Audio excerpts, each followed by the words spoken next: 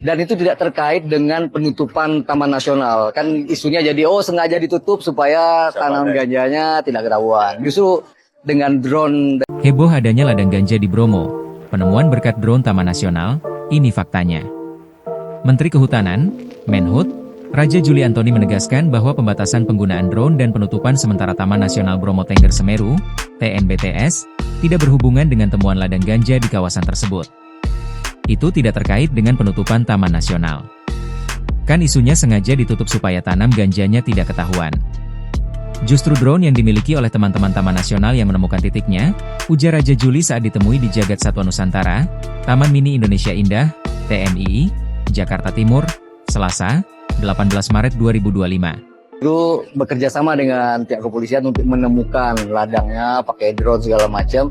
Dan itu tidak terkait dengan penutupan Taman Nasional. Kan isunya jadi, sengaja ditutup supaya tanam ganjanya tidak ketahuan. Justru dengan drone yang dimiliki oleh teman-teman Taman Nasional yang menemukan titiknya, dengan tadi Manggala Agni turun, Polu turun, dan bersama dengan polisi kita ikut cabut, itu menjadi barang bukti yang kita bawa ke polisi. Jadi mohon insya Allah staf kami nggak ada yang menanam yang begitu. Ia melanjutkan bahwa ladang ganja yang ditemukan di TNBTS bukanlah hasil karya dari pihak Taman Nasional.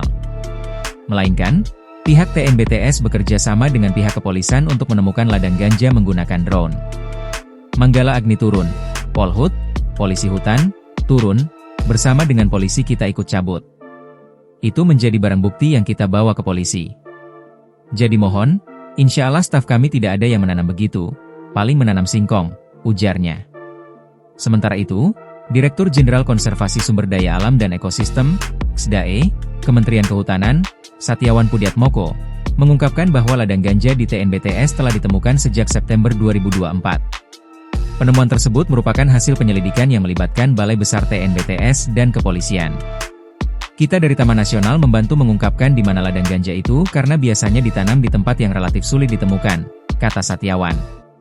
Pihaknya kemudian menurunkan petugas ke lapangan, termasuk Kepala Balai TNBTS, Polisi Hutan, Masyarakat Mitra Polhut, serta anggota Manggala Agni.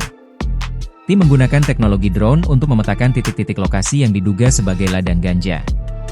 Setelah ditemukan, tanaman ganja tersebut dicabut dan diproses hingga tahap peradilan.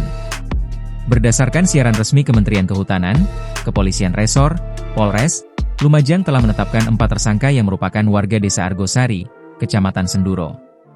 Keempatnya saat ini tengah menjalani proses hukum di Pengadilan Negeri Lumajang.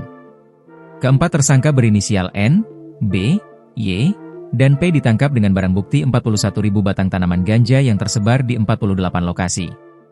Selain itu, 2 warga Desa Argosari lainnya berinisial S dan J juga ditangkap karena menanam ganja di 5 titik di lereng Gunung Semeru. Download Tribun X sekarang, menghadirkan lokal menjadi Indonesia.